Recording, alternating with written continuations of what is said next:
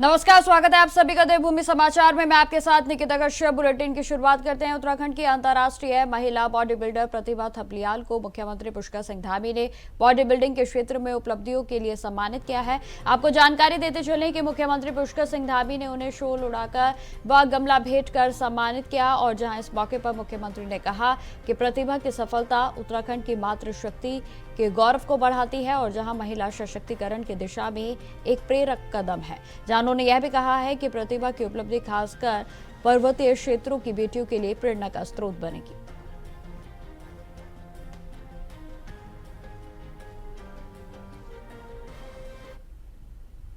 केंद्रीय स्वास्थ्य मंत्री जेपी नड्डा और मुख्यमंत्री पुष्कर सिंह धामी आज डोईवाला में दोनों नेता स्वामी राम हिमालयन विश्वविद्यालय के दीक्षांत समारोह में शिरकत कर रहे हैं। जहां आपको बताते चलें कि इस मौके पर विश्वविद्यालय के छात्रों को उपाधियां उनकी ओर से दी जाएंगी। तो वहीं इसके साथ जानकारी देते चले कि जोली ग्रांट स्थित पद्मिनी पैलेस होटल में बीजेपी कोर कमेटी की बैठक में भी शामिल होगी।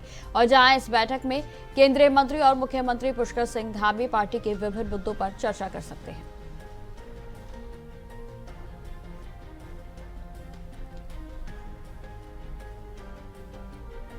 तो आपको बताते चले कि सीएम पुष्कर सिंह धामी और केंद्रीय मंत्री जेपी नड्डा कार्यक्रम में शिरकत करने के लिए निकल चुके हैं। और जहां आपको यह भी जानकारी देते चले कि दोनों नेता आज राम हिमालयन विश्वविद्यालय के दीक्षांत समारोह में शिरकत कर रहे हैं और जहां उनके द्वारा तमाम बच्चों को सर्टिफिकेट का वितरण किया जाएगा। और जहां सीएम पुष्कर सिंह धामी और केंद्रीय मंत्री जेपी नड्डा दोनों एक साथ इस कार्यक्रम में शामिल होंगे। जानकारी देते चले कि राम हिमालयन विश्वविद्यालय का आज दीक्षांत समारोह है और जहां तमाम कार्यकर्ताओं के साथ साथ बीजेपी के तमाम नेता भी देखे जाएंगे। खासतौर पर उत्तराखंड के इस समारोह को जिस तरीके से लगातार शिक्षा में सरकार की ओर से तमाम कदम उठाए जा रहे हैं, बेहद ही अहम माना जा रहा है। और जहां स्वास्थ्य मंत्री जेपी नड्डा इस कार्यक्रम में शिरकत करेंगे। खबर देहरादून से है, जहां सीएम पुष्कर सिंह धामी के द्वारा हाई लेवल मीटिंग के अगले ही दिन राजधानी में एक और सनसनीखेज हत्या से हड़कंप मच गया है और जिसके बाद प्रदेश की कानून व्यवस्था पर तमाम सवाल उठने लगे हैं। तो वहीं इस मुद्दे पर कांग्रेस के प्रदेश अध्यक्ष गणेश गोदिया से खास बातचीत की हमारे संवाददाता हितेश त्यागी ने। देखिए रिपोर्ट। उत्तराखंड में इन दिनों गोलियों की जो तड़तड़ाहट है वो लगातार जारी है। 15 से 16 दिनों में लगातार एक के बाद एक हत्याकांड सामने आ रहे हैं और एक बार फिर एक मामला थमा नहीं था कि दूसरा मामला आज सुबह तड़के 10:30 बजे राजपुर रोड, जो राजधानी देहरादून का पोर्ट्स एरिया कहा जाता है, वहां पर एक सिल्वर सिटी है, वहां पर एक विक्रम शर्मा नामक व्यक्ति की गोली मारकर हत्या कर दी जाती है। लगातार कांग्रेस बीजेपी सरकार पर हमलावर है। इसी क्रम में हमारे साथ कांग्रेस के प्रदेश अध्यक्ष गणेश गोदियाल साहब हमारे साथ मौजूद हैं। सर, किस तरीके से देखते हैं, राजपुर रोड एक रूटीन का चलने वाला क्षेत्र है और पोर्स इलाका है, सुबह के समय जिम से निकलते हुए एक कारोबारी पर गोलियां चल जाती है और हत्या कर दी जाती है। प्रदेश की हालत बहुत ही बदतर हो गई है, क्योंकि प्रदेश की सत्ता में बैठी हुई जो सरकार है उसका ध्यान सिर्फ अपने निजी हितों पर लगा हुआ है। जनता के प्रति उनकी जवाबदेही को बिल्कुल समझते नहीं है और पुलिस महकमा जिसके ऊपर की कानून और व्यवस्था स्थापित करने की जिम्मेदारी होती है, वो लोग मुख्यमंत्री और मंत्रीगणों के और सरकार के निजी कर्मचारी के रूप में काम कर रहे हैं। इसलिए इस प्रदेश की ये हालत हुई है। बहुत ही दुर्भाग्यपूर्ण है कि एक महीने में 5 हत्याएं इस राजधानी क्षेत्र में हो गई हैं और इसके अलावा बतेरी जगहों पर जो लिव एंड रिलेशनशिप के कारण जो विवाद पैदा हुए उनमें भी लोगों की जानें गई हैं। कल हल्द्वानी में इस प्रकार की घटना घटी, परसों देहरादून में भी एक घटना इस प्रकार की घटी और हत्याओं का तो इस प्रदेश से बिल्कुल पूरा प्रदेश छलनी हो गया है। मैं इस बात की चिंता मुझे है कि आज जो प्रकरण हुआ, मैंने सुना कि जो व्यक्ति मारा गया उसका भी एक लंबा आपराधिक इतिहास रहा और वो दूसरे प्रदेश के निवासी हैं, जिनको कि खनन का काम इस प्रदेश में मिला, जिनको कि क्रशर चलाने की परमिशन इस प्रदेश में मिली। चूंकि मुख्यमंत्री जी का ये प्रिय विषय है खनन का और क्रेसर का मुख्यमंत्री जी का प्रिय विषय है, तो निश्चित रूप में इस प्रकार के काम करने के लिए बाहर के प्रदेशों के अपराधियों को, आपराधिक पृष्ठभूमि के लोगों को इस प्रदेश में आमंत्रित किया जा रहा है। तो जब आपराधिक पृष्ठभूमि के लोगों को इस प्रदेश में इस काम के लिए आमंत्रित किया जाएगा, तो निश्चित रूप में प्रदेश में फिर यही हालात होने हैं। आज एक तरफ हमारे प्रदेश के युवा रोजगार के लिए परेशान हैं और दूसरी तरफ बाहर के प्रदेशों के लिए, बाहर के प्रदेशों से जो अपराधी हैं उनके लिए प्रदेश नंदनवन बना हुआ है। तो इसलिए मैं चाहता हूं कि प्रदेश की सरकार इस पर स्पष्टीकरण दे। परसों की घटना है, एक परेड ग्राउंड के पास एक व्यक्ति को गोली मारी गई, वो हताहत हुए और शाम को पूरा मंत्रिमंडल फिल्म देख रहा है थिएटर में जाके। क्या है ये सब? अपराधियों के हौसले इसीलिए बुलंद हैं कि अपराधियों को लगता है कि सरकार को कुछ पड़ी नहीं है, सरकार को कोई चिंता ही नहीं है, इसलिए ऐसा हो रहा है। सर, किस तरीके से देखते हैं, क्योंकि जिस तरीके से पुलिस प्रशासन एक ड्राइव चला रहा था, सत्यापन अभियान, तो कहीं ना कहीं इस तरह के आपराधिक लोग जो राजधानी देहरादून में रह रहे हैं, पहले से भी और अन्य लोग भी यहाँ पर रह रहे हैं, आखिरकार ये सत्यापन अभियान किस तरीके का है? अगर हुआ तो इसका परिणाम क्या है, नहीं हुआ तो इसकी जवाबदेही किसकी? क्योंकि सत्यापन अभियान चला, अच्छी बात है, उसमें कोई दिक्कत नहीं है, सत्यापन अभियान चलना चाहिए, लेकिन ये बताना चाहिए पुलिस को कि जो ये लोग आज इस प्रकार की घटनाएं हुई हैं, इन लोगों का सत्यापन हुआ था कि नहीं हुआ था? जो अपराधी यहाँ पर क्रेशर चला रहे हैं उनका सत्यापन हुआ था कि नहीं हुआ था? जो ये इस प्रकार के आपराधिक गतिविधि वाले लोग जो व्यापार कर रहे हैं इस प्रदेश में आकर, उनका सत्यापन हुआ है कि नहीं हुआ है?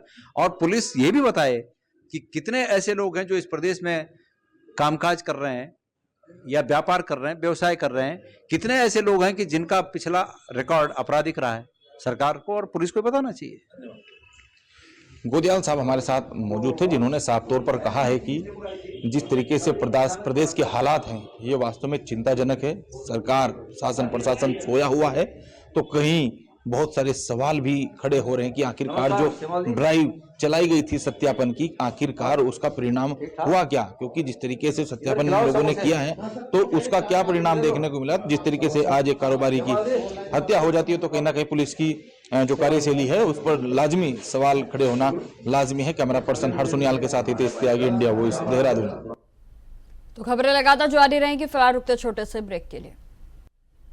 खबरों में आगे बढ़ते हैं। देहरादून में जिला अधिकारी सविन बंसल ने प्रोजेक्ट नंदा सुनंदा के तहत 34 जरूरतमंद बेटियों की रुकी हुई पढ़ाई को दोबारा से शुरू कराया है और जहां कलेक्ट्रेट में आयोजित कार्यक्रम में लगभग 9 लाख रुपए की सहायता राशि वितरित की गई। जानकारी देते चले कि फीस जमा न होने पाने और पिता की मृत्यु के साथ साथ अभिभावकों के पैरालाइज और कैंसर से पीड़ित होने की जैसी कठिन परिस्थितियों के कारण इन छात्राओं की शिक्षा बाधित हो गई थी और जहां जिला प्रशासन ने आगे बढ़कर उनकी स्कूल और कॉलेजेस की फीस को जमा किया तो वहीं पढ़ाई को नया जीवन भी दिया।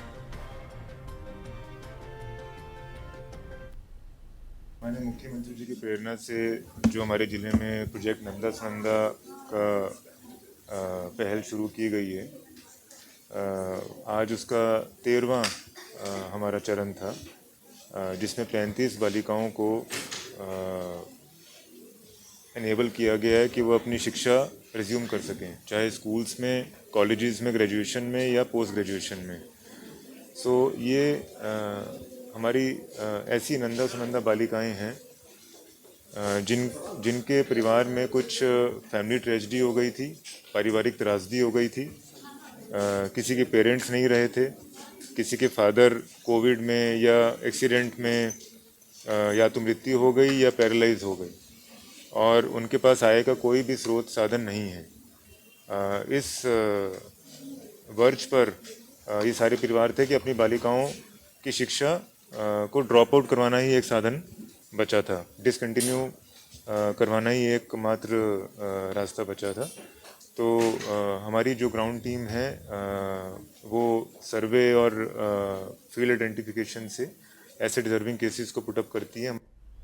खबरों में आगे बढ़ते हैं। मुख्यमंत्री पुष्कर सिंह धामी के विजन को साकार करने के लिए राज्य सरकार ने किफायती और गुणवत्तापूर्ण आवास की दिशा में महत्वपूर्ण कदम उठाया है और जहां आवास के सचिव डॉक्टर आर राजेश कुमार ने आमवाला तरला आवासीय योजना का निरीक्षण किया और जहां ईडब्ल्यूएस भवनों की प्रगति का मूल्यांकन किया गया है, तो वहीं आपको यह भी जानकारी देते चले कि इस दौरान उन्होंने लाभार्थियों से सीधा संवाद भी किया और जहां आवास सचिव ने निर्माण कार्यों की गुणवत्ता और सुविधा की समीक्षा की है।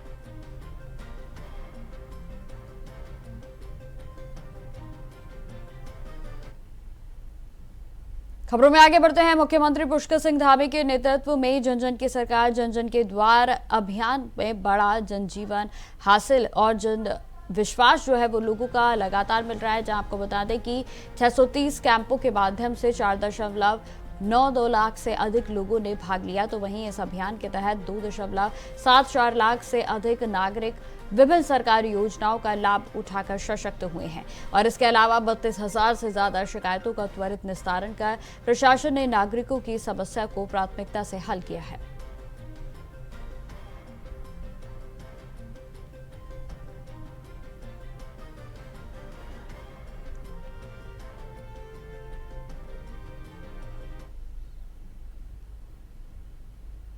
तो चलिए अब आपको सीधा लिए चलते हैं देहरादून की ओर, जहां राम हिमालयन यूनिवर्सिटी में 8वां दीक्षांत समारोह हो रहा है और जहां सीएम पुष्कर सिंह धामी की ओर से शिरकत की गई। क्या कुछ कह रहे हैं, सुनिए।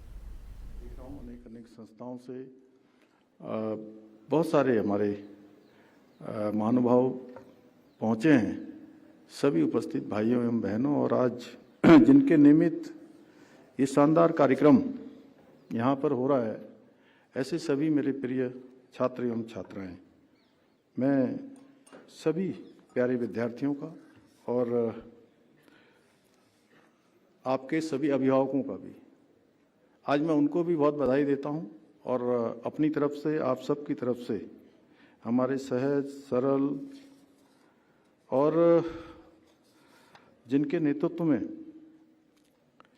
भारतीय जनता पार्टी देश दुनिया की सबसे बड़ी पार्टी बनी, ऐसी सादगी और विनम्रता के प्रतीक, दृढ़ संकल्प के धनी हमारे मार्गदर्शक आदरणीय जगत प्रकाश नड्डा जी का देवभूमि उत्तराखंड की समस्त देवतुल्य जनता की ओर से हार्दिक स्वागत एवं अभिनंदन करता हूं। साथ ही मैं इस अवसर पर स्वामी राम हिमालयन विश्वविद्यालय के 8वें दीक्षांत समारोह में medical, nursing, allied health sciences, yoga sciences, bio sciences तथा इंजीनियरिंग एवं मैनेजमेंट जैसे विषयों पर डिग्री प्राप्त करने वाले सभी विद्यार्थियों को भी मैं आज बहुत बधाई देता हूं, शुभकामनाएं देता हूं। और मेरे लिए बहुत हर्ष का विषय है कि आज मुझे देश के यशस्वी केंद्रीय स्वास्थ्य एवं परिवार कल्याण मंत्री एवं मेरे प्रेरणा स्रोत आदरणीय जगत प्रकाश नड्डा जी की प्रेरणादायी उपस्थिति में आप सभी के बीच आज इस भव्य समारोह में उपस्थित होने का शुभ अवसर प्राप्त हो रहा है। आज आदरणीय प्रधानमंत्री जी के मार्गदर्शन में और आदरणीय नड्डा जी के कुशल नेतृत्व में देश में चिकित्सा एवं स्वास्थ्य व्यवस्था को सशक्त एवं सुलभ बनाने की दिशा में अनेक ऐतिहासिक कार्य किए जा रहे हैं। आज आपके नेतृत्व में देश में आयुष्मान भारत जैसी विश्व की सबसे बड़ी स्वास्थ्य सुरक्षा योजना प्रभावी रूप से लागू की जा रही है। यह योजना आज देश के असंख्य परिवारों के लिए एक सुरक्षा कवच सिद्ध हुई है और उन्हें संकट की घड़ी में आर्थिक और मानसिक संबल प्रदान कर रही है।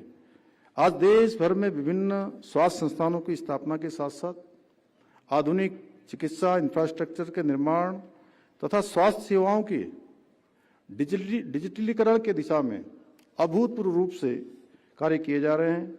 इसके अलावा आपके द्वारा उत्तराखंड में स्वास्थ्य सेवाओं को सशक्त बनाने की दिशा में भी विशेष रूप से सहयोग प्रदान किया जा रहा है और हम कभी भी कोई भी बात राज्य के हित में, राज्य की जरूरतों के मुताबिक, यहाँ के आवश्यकताओं के लिए आपके पास जब भी जाते हैं आप हमेशा बढ़ चढ़कर हमारा सहयोग करते हैं और हमारी योजनाओं को हमेशा स्वीकृति प्रदान करते हैं। इसके लिए मैं उत्तराखंड की समस्त जनता की ओर से आपका आभार व्यक्त करता हूं।